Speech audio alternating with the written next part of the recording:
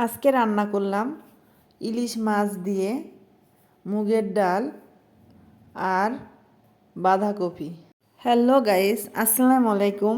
কেমন আছেন আপনারা? বরাবরের মতো নতুন একটি ভিডিও নিয়ে হাজির হয়ে গেলাম আমি মোহনা। ভালোভাবে মুগের ডালগুলা ভেজে নিলাম।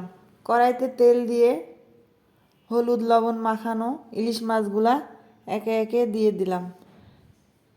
তারপর ইলিশ মাছগুলো ভালোভাবে লাল লাল করে ভেজে উঠিয়ে রাখলাম।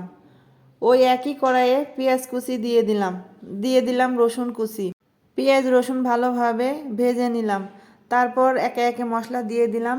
পেঁয়াজ বাটা, রসুন বাটা, আদা বাটা, জিরা বাটা।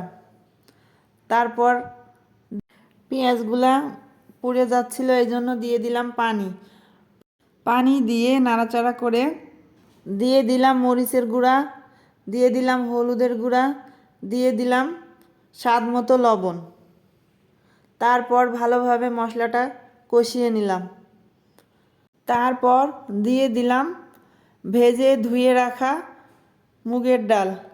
তারপর মুগের ডালটা ভালোভাবে মশলার সাথে নাড়াচাড়া করে কষিয়ে নিলাম।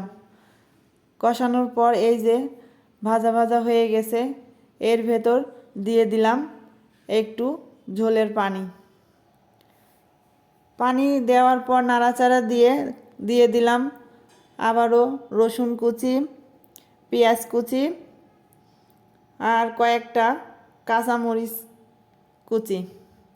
তারপর ঢাকা দিয়ে দিলাম 15-20 মিনিটের জন্য। তারপর এই যে আমার ডালটা বলক চলে এসছে আর সিদ্ধও হয়ে গেছে।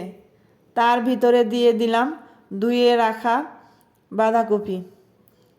বাঁধাকপিটা দেওয়ার পর আবার 15-20 মিনিটের জন্য ঢাকা দিয়ে দিলাম। তারপর এই যে আমার বাঁধাকপিটা সিদ্ধ হয়ে গেছে। তারপর ভালোভাবে নাড়াচাড়া দিয়ে ডাল মশলা সাথে বাঁধাকপিগুলা ভালোভাবে নাড়াচাড়া করে কষিয়ে নিলাম। তারপর সামান্য একটু ঝোলের পানি দিয়ে দিলাম।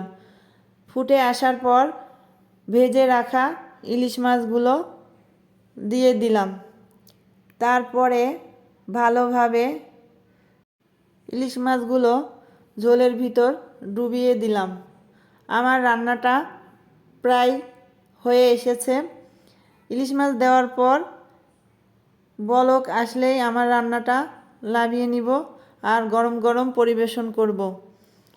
এই যে আমার রান্নাটা কমপ্লিট হয়ে গেছে, গরম গরম পরিবেশন করলাম। আজকে ভিডিওটা এই পর্যন্ত। সবাইকে আল্লাহ হাফেজ।